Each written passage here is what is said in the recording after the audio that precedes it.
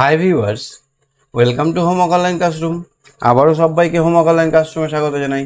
এসো আমরা দেখি ক্লাস 4-এর অর্থাৎ চতুর্থ শ্রেণীর বাংলা 2025-এর যে কোশ্চেন পেপার পড়বে তোমাদের প্রথম শ্রেণীর প্রথম পর্যায়ক্রমিক মূল্যায়নের, তারই একটি প্রশ্নপত্র। এরকমই কোশ্চেন পড়বে, তোমরা একবার নিজেকে ঝাঁকিয়ে বুঝিয়ে নাও কেমন প্রশ্ন পড়ছে তোমাদের। আকাশ কবিকে কি শিক্ষা দিয়েছে? তারপর সবার আমি ছাত্র কবিতাটি কোন কবির রচনা? উপেন্দ্র কিশোর রায়চৌধুরীর পুত্রের নাম কি? বনের ধারে মস্ত কি আছে? কে গিন্নি সেজেছে?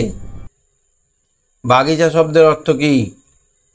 ছাগলছানা সেদিন রাতে কেন বাড়ি ফিরতে পারেনি? সবই তো সহজ। ইয়াসুকি চানের পায়ে কি অসুবিধা ছিল? ছোটদের পুতুলের বিয়েতে কেমন খাওয়া দাওয়া হতো? মনে পড়ছে? শিখিয়েছিলাম। মাহুতরা রাতে কোথায় হাতিদের বেঁধে রাখলো? বনভোজন কবিতাটির প্রথম 6 লাইন। বনভোজন তোমরা প্রত্যেক দিন বলছো, বনভোজন কবিতাটি খুব ইম্পর্টেন্ট। বর্ণ বিশ্লেষণ করো। পাহাড়টাকে ভাঙলে কি হবে? প যুক্ত হসন্ত যুক্ত আ, পা যুক্ত হ, হসন্ত যুক্ত আ, হা। পাহাড় যুক্ত র,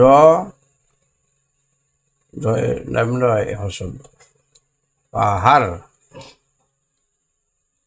তাহলে এরকম করে সবগুলোকে ভেঙে দেখো, প্র্যাকটিস করো। নিচের বর্ণগুলো যোগ করে শব্দ তৈরি করো। র যুক্ত আ, ধ যুক্ত উ যুক্ত দন্তান্ন যুক্ত হর্ষই, রাধুনী। ব যুক্ত অন্তুজ, আ যুক্ত অ যুক্ত দন্তেশ্ব, ত যুক্ত অ, ব্যস্ত। ঠিক আছে, এলোমেলো শব্দগুলোকে ঠিকঠাক সাজাও। এটা কি হবে তোমরা আগেই বুঝে গেছো। এটা কি হবে? খেলাটার নাম মনে আছে? কি খেলা?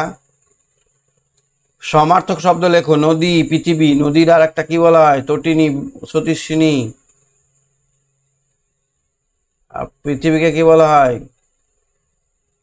ভূ, ধরা, ধরিত্রী, ধরিণী, ধরণী, ভূ, ধরা, ধরিত্রী, ধরণী, এগুলো বলা হয়। যে কোনো একটা লিখতে হবে।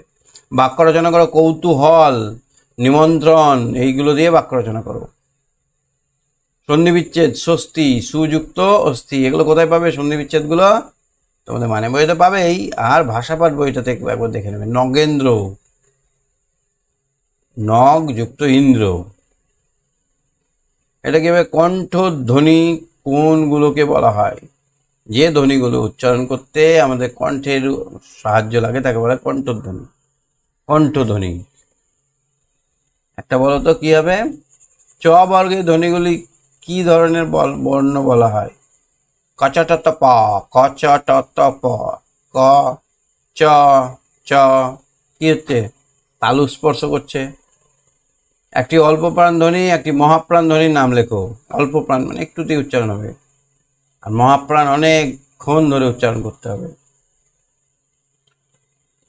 বিশেষণ পদ কাকে বলে? উদাহরণ দাও। বিশেষণ মানে দোষ, গুণ, অবস্থা, সংখ্যা, পরিমাণকে বলা হয় বিশেষণ।